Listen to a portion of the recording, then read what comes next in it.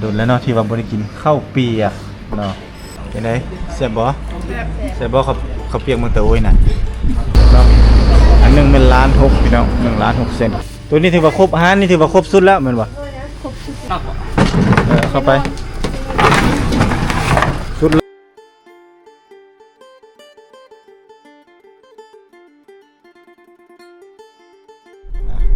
การทักทายสวัสดีท่านผู้ชมตอนนี้บรรทุกสร้างอุ้มและก็สามสาวเดินทางออกจากบ้านตุมรีมุ่งหน้าสู่เมืองตะโอยพี่น้องนี่ในระหว่างเส้นทางการเดินทางเมืองธรรมศาสตร์สมธรรมศาสตร์ไปนำอันนี้รถมาจากเวียดนามนี่เนาะรถนี่เนาะจากเวียดนามนี่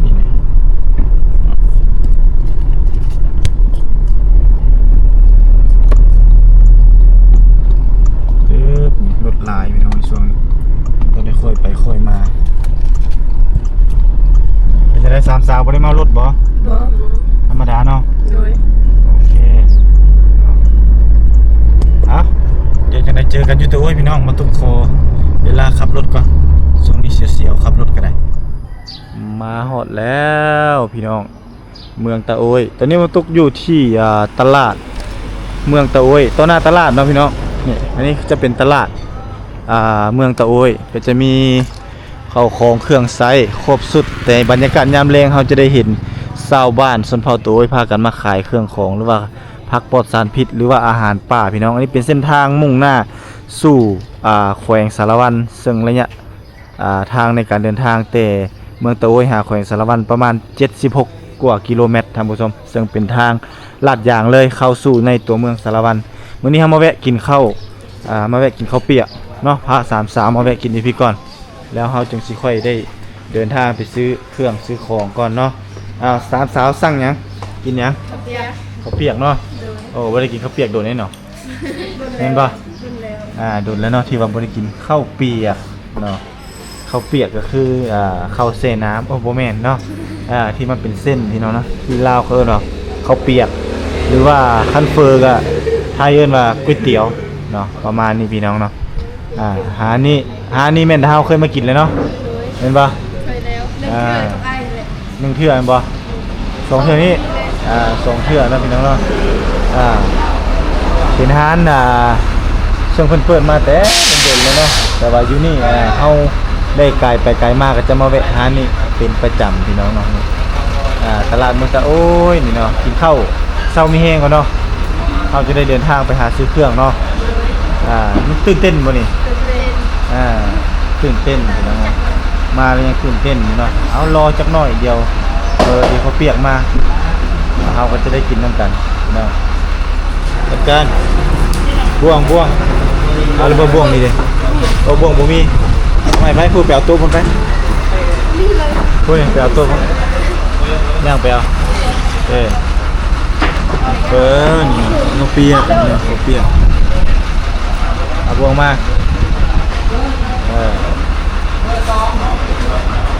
ให้สามสาวกินก่อนเนาะเจ้าตาเนาะเจ้าตาจริงเนาะบ่ค่อยได้มาน้ำหมูเนาะเห็นป่ะแต่ก่อนเจ้าตาเพิ่นจะอยู่น้ำแม่เลยบ่ได้ชูมา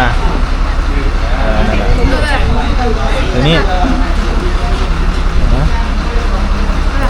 เลยขอบใจจืด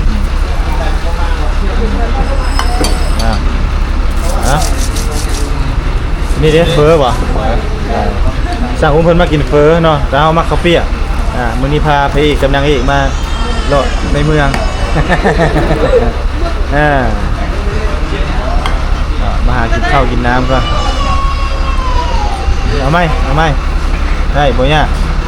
ปรุงรสปรุงเท่าใดเอายังใส่กะปิพร้อมบ่เอาเบิ่งเอาปรุงปุ๊บระวังเค็มเลยใส่กะปินะ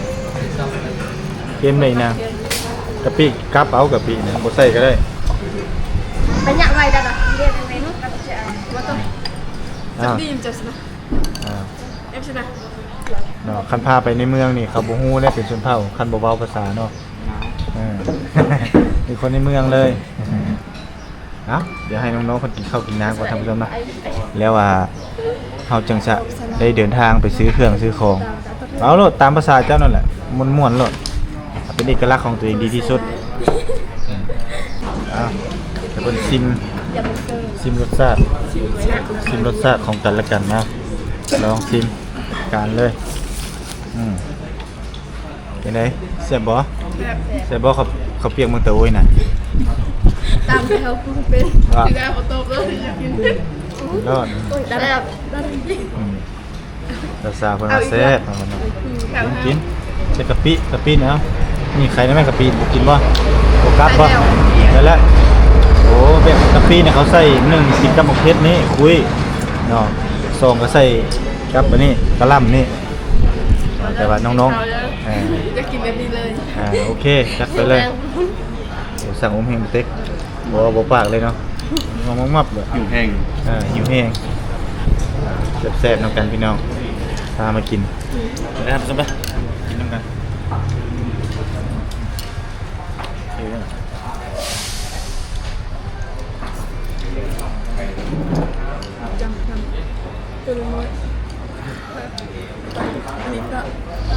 มาฮอดแล้วพี่น้องให้คนเลือกเอาเนาะอันนึงเป็น1,600,000พี่น้อง1,600,000กีบให้น้องสาวผมมาเลือกเอาสีแบบใดเลือกเอาเลือกเบิ่งพาเพิ่นมาซื้อโซฟานี่พี่น้องนี่โซฟานอนนุ่มๆเนาะนุ่มอยู่ป่ะนุ่มติเนาะนุ่มโอ้บ่ได้นุ่มปานใดเบิ่งแข็งเบิ่งนุ่มเบิ่งแข็งเหมือนข้าวปลาเบิ่งนุ่มมีเบิ่งนุ่มเบิ่งแข็ง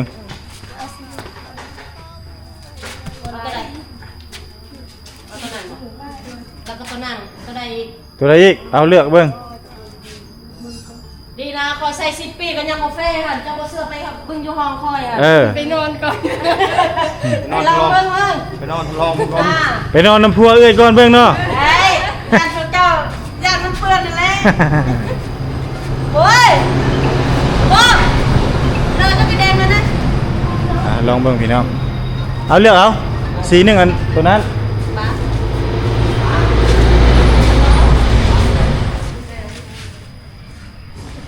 กำลังจัดขึ้นพี่น้อง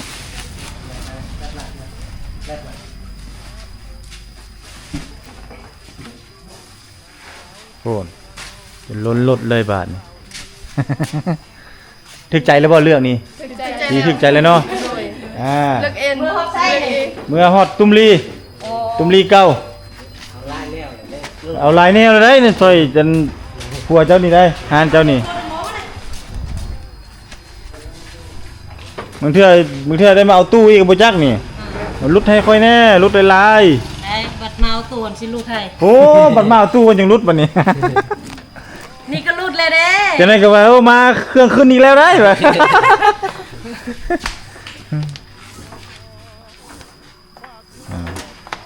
ได้เสื้องามๆแล้วบัดนี้3สาวคนเนาะนุ่มๆเลยเนาะวันนี้เนาะม่วนแล้วเนาะพาน้องสาวมาซื้อโอ้ยเฮ็ดเฮือนให้น้องสาวตัวเดียวนี่หั่นฮะคักได้รุ่นนี้คักบ่คักก็ต้องถามท่านเจ้าและผู้นอนก่อนนั่นแหละนะได้แล้วเดี๋ยวไปจ่ายเงินพี่น้องอันนึงแม่น1,600,000เนาะ2อัน3อันเอาซื้อเนาะ1อัน1,600,000ราคาที่เพิ่นอันนั้น3 ล้าน4 ล้าน4 ล้านปลายเกือบ5 ล้านพี่น้องมันเดี๋ยวเอาไปเลาะซื้อเครื่องอีกเนาะเดี๋ยวว่าตุกสิไปจ่ายเงินก่อนครับผู้ชมพอใจถึกใจแล้วเนาะเมื่อนี้บ่ผิดหวังติสีแต่ละคนเลือกหมดเลยเนาะโอเคโอเครุ่นนี้มีบ่ตุนตัวเทิงน่ะเป็นน่ะมันมีบ่แบบครบเซตมันมีแต่รุ่นใหญ่รุ่นเดียวบ่หรือว่ามีครบเลยตัวนี้เอาแบบครบแบบอันนั้นมันเป็นแบบว่าตัวข้าวต้มลูกซีนน่ะบอกแบบมีหม้อน้อยหม้อใหญ่หม้อหยังนะบอกมันเป็นสูตรกระเพาะอัดเลยแหละแบบนั่นแหละแบบตัวที่เจ้าเอามาค่อยเบิ่งนี่เห็นบ่นี่มีหม้อนี่แต่น้อยจนฮอดใหญ่เลยนี่บ่มีเนาะเอาลงเลยตัวนั้น หมอนเขาพูดเต็มเอาอ่ะ มีตัวน้อยก็มีแต่ตัว อืมเอาลงมาเบ้างโอเคเอามอนเข้าลงมา มันเข้า หวดพร้อมยังพร้อม หน่อยวันนี้พอดีวันหน่อย พอดีอันนี้เด้เบิ่งดูเอาอุ้มเบิ่งดูตำรวจให้ดู ไอ้ เอา จี บ่ฮู้มีต้องใช้ประมาณจักหน่วยวะเอาเบิ่งอันนี้มันครบเซตบ่แม่นติมันคือฝาหม้อหลายแท้นี่ตัวใหญ่โพดเนาะใหญ่น้อยไม่มี3หน่วยเห็นบ่ คนนี้ พอดีโอ้เก่งโอ้มปานนั้นเอา3ไปเอา3อย่างเอาตัวรุ่นนี้ก็เอาอันนี้เอา1 ตัวนี้ ตัวนี้1 2 3เอา3นะเอาฝานั่นเด้อฝาปลาสอง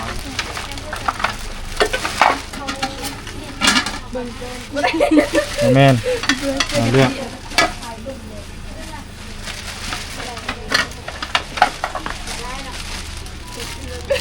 โอเคพอดีนะ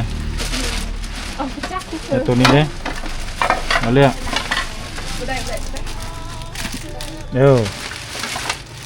แม่นบ่คือบ่มาเอาบ่วงมานี่บ่วงพร้อมแล้วก็ เรือบัวไงล่ะ จองเอาจองนี่ได้จองเฮ็ดแกงนี่ได้ นี่ อันหนึงแล้วก็อันหม้อนะฮะเนี่ยหม้อทอดไข่กระทะอ่ะนะหม้อกระทะอันหนึงหม้อกระทะนึง ตัวน้อย ตัวน้อยตัวกลางนั่นแหละบอกว่าที่เสี่ยวตัวใหญ่ๆไปทอดไข่ เอาไปง่ายแล้วค่ะ ปลาสำนัก บ่เจ้าทอดในนั้นบ่ฮะ ทอดขนมกล้วย อันนี้ไปทอดไข่ได้นี่เลย นั่นล่ะเอาลงมาโอเคมีอย่างอีกบ้านนี้ จองใหญ่ จองใหญ่จองแต่ตัวนี้น้ำเนี่ยตัวนี้ก็เอาอันนั้นไม่ห้องน้ำนี่เนาะอันหนึงอันนั้นไม่ห้องน้ำ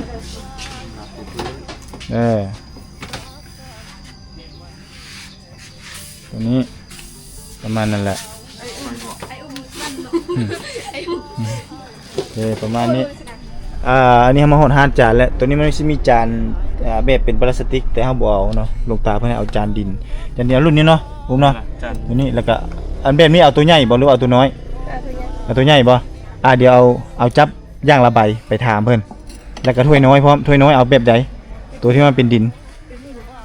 ตัวเป็นดิน ตัวน้าเยอะดูอีดันพูดเยอะ แบบนั้นบ่แบบนั้นบ่ตัวนั้นยางบ่ตัวนั้นเป็นยางบ่ ยาว แก้วบ่ แก้วบ่แก้วพี่แหละ ตัวนี้แหละตัวเจ้ามักตัวใดแบบลายมันงามเอาตัวนั้น เป็นลาย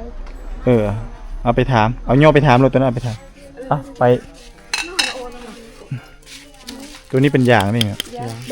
อันนี้ก็ยางคือกันเนี่ย ยัง แก้วตาบ่ฮู้ นี่แต่ตัวนี้ผมเป็นแก้ว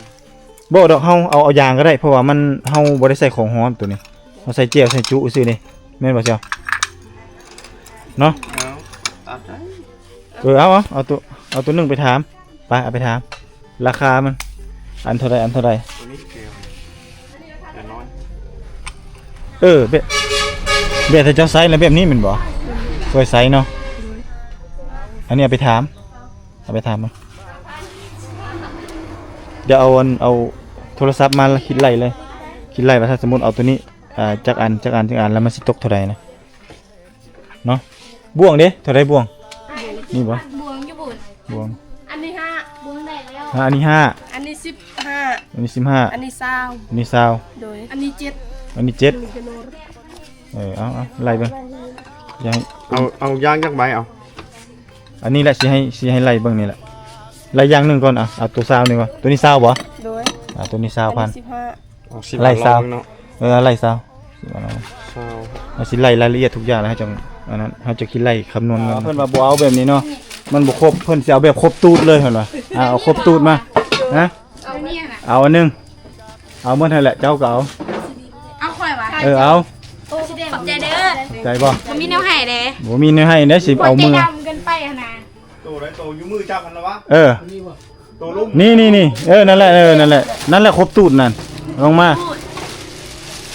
ภาษาโต้ยเนาะ นั่นค่ะ ครบสูตรเลยแม่นนั่นครบหมดเนาะเอานี่มักบ่แบบนี้ถูกใจเนาะโอกากระซามเด้มีบ่แบบครบสูตรเลยฮะ ไปเอาแบบ กระซ้ำยังไงวะ เอาแบบครบสูตรเด้อ ครบตู้ แบบ น้อยใหญ่เด้อ น้อยใหญ่วะ เออ ตัวนั้นตัวน้อยตัวนี้ตัวใหญ่แล้วเอาตัวเยอะๆหั่นน่ะ เออแม่นแหละ ตัวสุดเลย เอาตัวครบสูตรเลยมา ครบตูด เอามาลูกสาวเอาครบสูตรเด้อ ไอ้นี่ โอ้ตัวนี้บ่ เออ เอามาอ่าตัวนี้ก็เอาอันหนึง เอาไปเลย อาบน้ำ เอาไป อาบน้ำ 1 2 3 ใส่ซีหน้า เอาโอเค บ่เอาอ่ะ อะไร ตัวใหญ่นี่ว่ะ เอาตัวเอาอันนี้อันหนึงไว้ไปซักเครื่องซักหยังบ่แม่นบ่ได้ซักเครื่องได้ตัวนั้นได้พี่ตัวสิซักเครื่องสิเอาให้ตัวพี่เอาตัวงามๆเลยบ่อันนั้นคือเก่าๆแท้เก่าขี้ดินเนาะเอาตัวนั้นก็ได้น้าผู้สาวโอเค ตรงสลิปใช่ป่ะมา ตัวนี้กำลังให้เป็นไรจับพื้นตัวนี้มันอันนั้น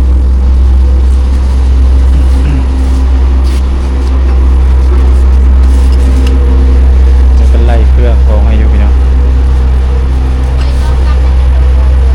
คือเครื่องเข้าเฮือนตัวนี้จักใบตัวนี้ อันนี้จังหน่อยตรงนี้ย่อยๆนี่ลูกมันน้อยปุ๊บเป็นยังไง กระปุกซี กระปุกน้อยสิโคกซาด ตัวนี้อันนึงแล้วก็โคกซาด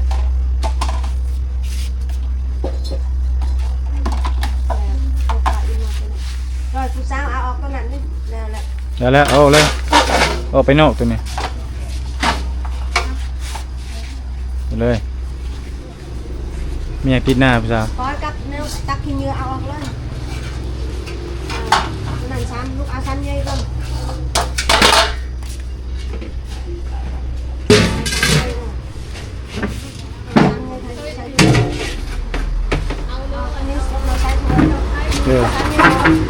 เอาสั้นใหญ่โอ้ sáng cao cắt ơi ซอง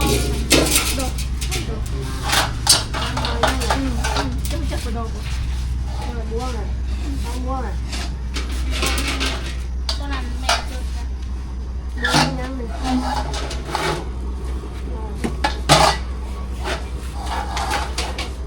เอาเดียวเลย เลือกเอาแฟบอย่าสงหัวเด้เอาตัวเป็นกล้องบ่ ao bên câu bên เป็นกล้องเอาเลือกเอากล้องนี่ anh ấy thử อีซี่วะเอาอีซี่เนาะเอาตัวใด anh ấy thử เอาน้ำยาอันนั้นเด้ยาสระหัวแล้วก็ครีมยานวดครีมนวดตัวใด นวดบ้าง nuột nuột ยานวดdạ nuột lên đâu นี่ยานวดนี่มีป่ะยาแล้วก็นวด นี่นะ หยอกผู้สาวก่อน ครีมอาบน้ำ ครีมอาบน้ำบ่ nuột nuột thơm mà này แม่ bông hiểm bông nuột thơm đẹp à thơm mọc thảo ตัวมะพร้าวนี่ได้บ่โมเมนต์ที่นี่เนาะ ตัวนี้ครีมอาบน้ำ ครีมอาบน้ำ มีแต่ยักษ์เสาหัวมันมะขาว ครีมอาบน้ ก็มีกระดิ่ง ำโอเคได้แล้วสำนี้แหละ rồi ไป đây leo ได้เงินทุกคน đây khốp rồi ได้ครบเลยบ่ đây khốp rồi thục giang có thục giang rồi จัดไป ยาแป้งพัดนี่บ่ซื้อ ฮะ có cái lộ nó mà hộ ยาสีฟันบ่ xe mạnh không phải cũng có ยาสีฟันนะยาสีฟันนะมาเลือกเอายาสีฟัน dạ xịt phần ยาสีเขี้ยว ok có ảo có mới đừng một bên để ta bảo người ta โอ้นี่นี่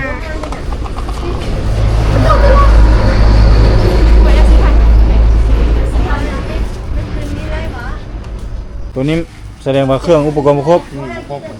นี่พี่น้องว่าสิซื้ออันนี้ไปตัวไปล้างมือได้ทีละนี่แต่ว่ามันบ่ครบมันก็บ่ได้คือเก่าแล้วเนาะไปเบิ่งอีกไปเบิ่งข้างหน้าอีกตัวนี้ถือว่าครบหารนี่ถือว่าครบสุดแล้วแม่นบ่แต่ว่ายังบ่ครบอยู่เนาะยังบ่มีอยู่เนาะ không mà tụi mà tụi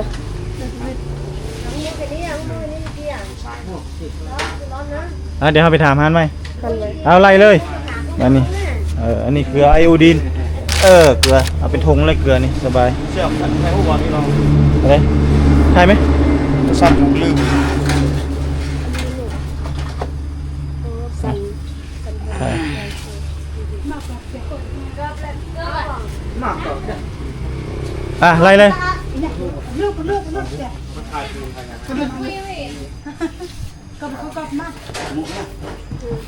เต็มบ่รถเฮานี่เนาะได้อยู่บ่ฮะ เราจะไปจิกมันอย่าจิกมันนอนเฮือนจังจิกตัวนี้ สั้นบนหน่อยสั้น 3-4ชั้นตัวนี้เฮาวางถ้วยวางจาน งามแฮง งามบ่ ในงาม อ๋อเนาะอ๋อมาม น้ำตาลทำไงด้วยสั้นเป๊ปกี้มันใส่กะปิเวียน อ่า ใส่น้ำมันเวียนบ่แม่นบ่ได้ประกอบแบบนี้น้ำมันกะปิกะปิเป็นน้ำตาล รายอ่างน้ อืม ยาสีฟันวาย3 อันครีมนวดยาสระหัว ำปกติผมลืมอย่างอะไรวะ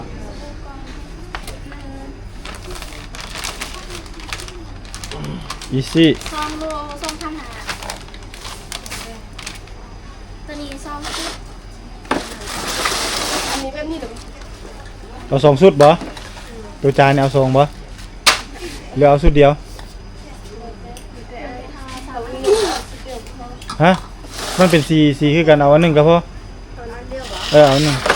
นี่บ่สีแดงนะ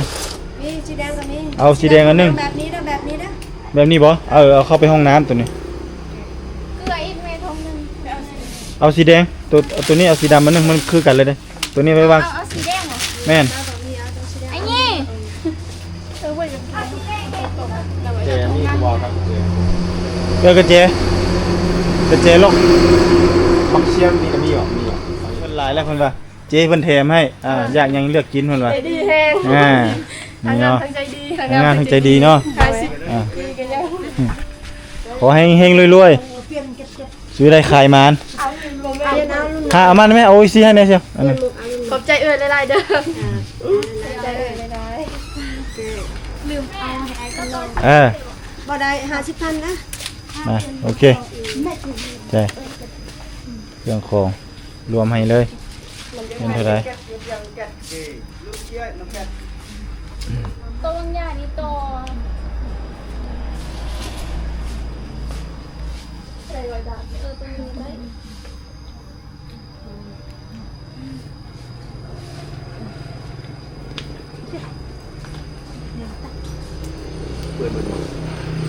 เหลืออันนั้นบ่มีเห็นป่ะพี่น้องเครื่องของเต็มลูกกระทึกเนาะอยู่หน้าอาหารฮะสิหมดอยู่ที่เนาะเพราะผมแนวเข้าในเอาคันมันบ่หมดกะ กูมาเนาะ อุ้มมานี่แหละเครื่องที่เกียม ยังทัน จะไปขึ้นทันใหม่ แก๊ส เกียมจ่ายไปแล้วพี่น้องนี่อันนี้ซื้อเครื่องอุปกรณ์ทั้งหมดเนาะอยู่ฮานที่เมืองตัวนี่ก็คือ5,600,000นะ5,620,000 ทานได้เลย ฮานไปก็ ทานไม่เละเพราะว่า แม่เบ้พอกวกเนาะ5,620,000กีบไปละ น้ำยาถูกพื้นเอาละ น้ำยาถูพื้นป่ะโดยจะได้ขึ้นให้ใส่แล้วพี่ดาไปใส่แล้วพี่ดาไปไหนหูบ่เครื่องในเจ้าเท่าไหร่นี่ฮะ โอ้โห บู มีแต่เอาเลยยิบ ทั้งหมดนี่เครื่องนี่5,635,000กีบอุ้มไปจ่าย35,000 เสื้อนอน3อันตกอยู่4,600,000ปลายรวมหมดแล้วเบิดประมาณเท่าไหร่วะ10 ล้านปลายเครื่องทั้งหมดซื้อเข้าเงินมื้อนี้ได้10ปลายล้านมื้อนี้ได้ทั้งหมดนี่เนาะ ไปร้าน รักษาดีๆรักษาดีๆเด้อใส่หมดแล้วนี่อันนี้ก็เอาใส่รถนี่ใส่นำกันหมดถ้วยเอาเข้าในเอาถ้วยก่อน ถ้วย เอามาเอาผ้าห่มออกข้างพี่เอาทีมข้างพี่เอาก่อน เดี๋ยวระบายไว้ เอาก่อนเอามาใส่เลยโอเคเอามาหามานิ้วเข้าไปในเลยตัวนี้เอาเข้าไปสุดท้ายเอามาเลยเอาถ้วยนั่นแหละมาเอานี่เอาจับเอาเจ้าตาจับเอาตันทางเอาสิใส่ ใส่ในพื้นนี่ ก็ได้หน่อยๆใช้อยู่ใน ได้หรอกไปก่อน เด้อเข้าไปสุดเลยนิ้วเข้าไปสุด ไปจำอยู่เลยผู้สาวเอ้ย เอาเข้ามันจำๆเลยเอานิ้วเข้า ครับผม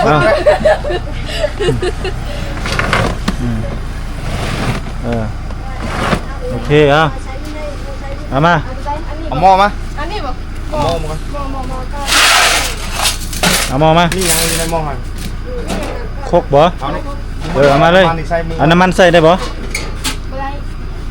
ได้ อันนี้ใส่อยู่ในตู้ ได้บ่เป็นหยังเอามาเลย อันนี้เอาก่อนนี่มันขวางทางเอาตุกน้ำมันออก ไปบังอ่ะ นิ้วเข้าไปอืม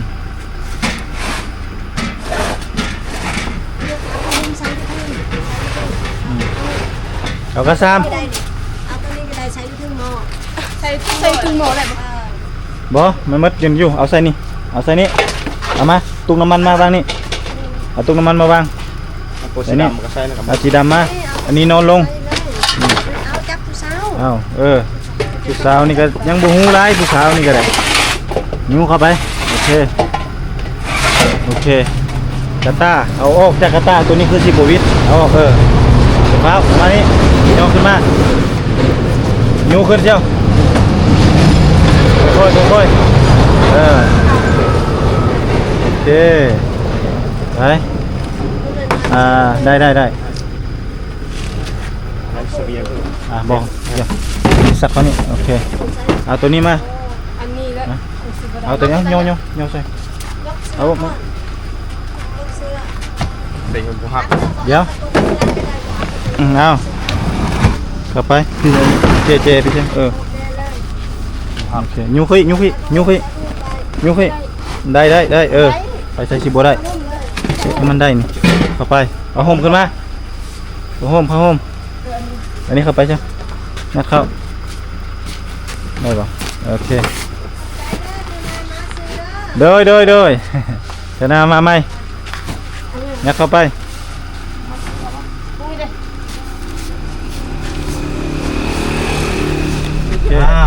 หลังจากที่ว่าเฮาไปซื้อเครื่องอุปกรณ์ครบแล้วพี่น้องตอนนี้กำลังเดินทางมุ่งหน้าสู่บ้านตุ้มรีเก่าบ้านของสามสาวเพื่อจะเกี่ยมขึ้นบ้านหรือว่าผู้แขนเนาะยังบ่ได้ถึงขั้นขึ้นพี่น้องผู้แขนเลี้ยงส่งทีมงานสร้างอุ้มเนาะแล้วก็บ่ตุกเพื่อกลับทินฐานภูมิลำเนาหรือว่าไปฮับเวียกใหม่ได้เนาะจังได๋สามสาวรู้สึกจังได๋มื้อนี้สิได้ขึ้นบ้านใหม่ได้นี่ได้ ตื่นเต้นแห้ง เต้นบ่ ด้วย เอาอุ้มจับให้หน่อยอุ้มจับกล้องตื่นเต้นแฮงเนาะ ด้วย เป็นยังไงการที่เฮาไปซื้อเครื่องมื้อนี้คิดอยู่บ่ว่าสิได้หลายปานนี้ โอเคได้คิดถึงฟัน คิดว่าสิไปซื้ออีสังแน่ในความคิดส่วนตัวซื้ออีสังแน่มื้อนี้เฉพาะมื้อนี้ ซื้อถ้วยกับโม ช่วย แต่ ถ้วย คิด หม้อ ว่าฟันว่าสิลายฟันนี้ มันสิได้หลายปานนี้นะหลายทุกอย่างเลยเนาะครบหมดเลยเนาะ ด้วย ซื้อทีเดียวจบเลยแม่นบ่ ด้วย ซื้อบอลเดียวจบครบเซตเลยพี่น้องเราตั้งใจมอบให้น้องสาวเนาะน้องสาวเพิ่นแต่ว่าคนขายน่าจะเป็นสาวเวียดนามพี่น้องเนาะผมมีร้านคนลาวอยู่แต่ว่าเครื่องมันบ่ค่อยครบแต่ว่าส่วนหลายนี่เวียดจีนมันมาอยู่ลาวหลายพี่น้องอาหารไทยนี่สิให้สิคักเพราะว่าเครื่องมันสิมาตรฐานมันสิมีแบบของดีๆมาเลยเนาะอันนี้สามสาวก็ได้พาประตุกพาสามสาวไปเลาะซื้อเครื่องครบเซตมาแล้วเมื่อนี่ก็มีแต่เฮาเมียนมัดปัดกวดอนามัยครบเซตมาเลยเนาะหลังจากนั้นจึงค่อยขนเครื่องเข้าจัดแจงวางถ้วยบ่วงจานซ้ำทุกอย่างเลยเอาง่ายซะเนาะในมือแรงให้มันสำเร็จเนาะสามสาวเนาะ โดย เอาขอบคุณหลวงตาเพิ่นได้นั่นหลวงตาเพิ่นได้เป็นคนซื้อให้นั่นนะ ก็ขอบคุณน้ำตาที่ลายได้ที่เมตตาลูกหลานที่ซื้อเครื่องของครบ เครื่องเฮือนเนาะเครื่องครัว เครื่องครัวครบจบเลยจบ มี ทีเดียว ทุกสิ่งทุกอย่างเลย สิ่งอย่างนับบ่ได้ทางสร้างบ้านทางซื้อทุกอย่างทุกสิ่งทุกอย่างนับบ่ได้ อยู่บนโนอนครบเลย ครบเลย ที่นอนก็ครบ ขอให้ลูกตาจิ้วเพราะลูกหลานก็มีอย่างสิมอบให้นอกจากคำอวยพรขอให้ลูกตาจิ้วเจริญในสิ่งใดทำ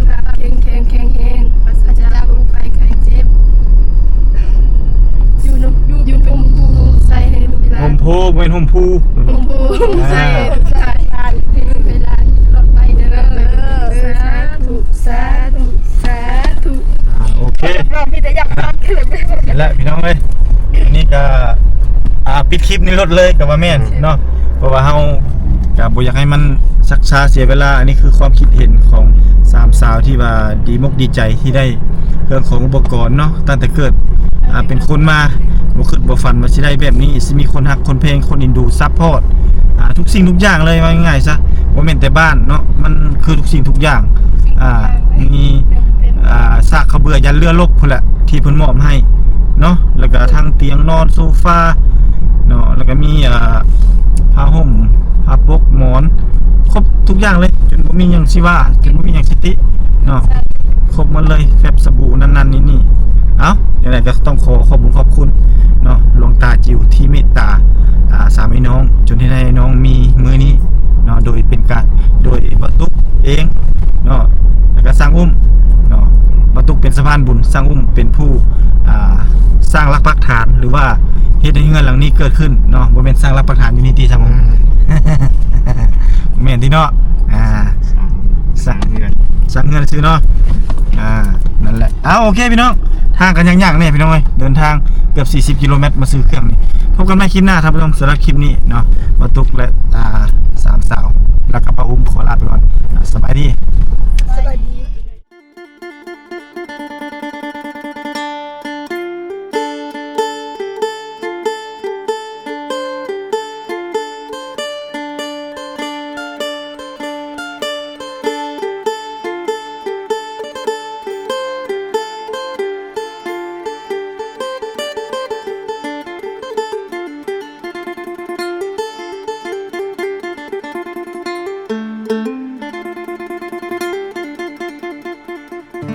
ไอ้หอบความช้ำมาเซละนองหลายปีมนมองจากสาวไทยเศร้าใจรำพันน่าเป็นเหตุเฮ็ดให้เฮาต้องพลาดจากกัน ด้วยพ่อแม่เจ้านั้นบอกบ่เอาลูกเคยคนจน มาพ่อผู้สาวชนเผ่าตะโอยเจ้าเอิญจะโดยง่อยเด้อชื่นใจเหลือล้นเธอชื่อธิดาสาวชนเผ่าตะโอยหน้ามนพอยิ้มจิ้มใจอ้ายล้นเหมือนนิมนต์มาจนละเมอสาวเซละนองบ่าวไทยสองใจพันผูกความเจ็บกลายเป็นความสุขหากันแต่วันแรกเจอสาวเผ่าตะโอยชื่อธิดาอ้ายหาเจ้าเด้อขอบใจหลายเด้อคนดีที่หาพักอายขอฝากชีวิตไว้เซละนองทุกความมนมองฝากเธอช่วยเป็นยาใจขอบคุณความเจ็บที่นำพามาพบสามวัยจากนี้ทั้งชีวิตอายมอบให้เจ้าสาวงามตะโอ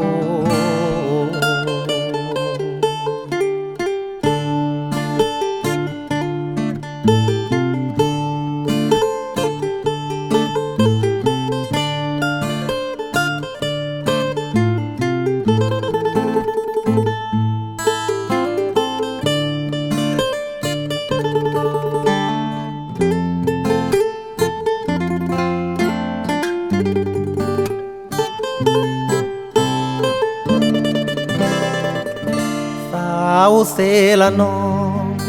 บ่าวไทยสองใจพันผูกความเจ็บกลายเป็นความสุขหากันแต่วันแรกเจอสาวเผ่าตะโอย ชื่อธิดาอายฮักเจ้าเด้อขอบใจหลายเด้อคนดีที่ฮักอาย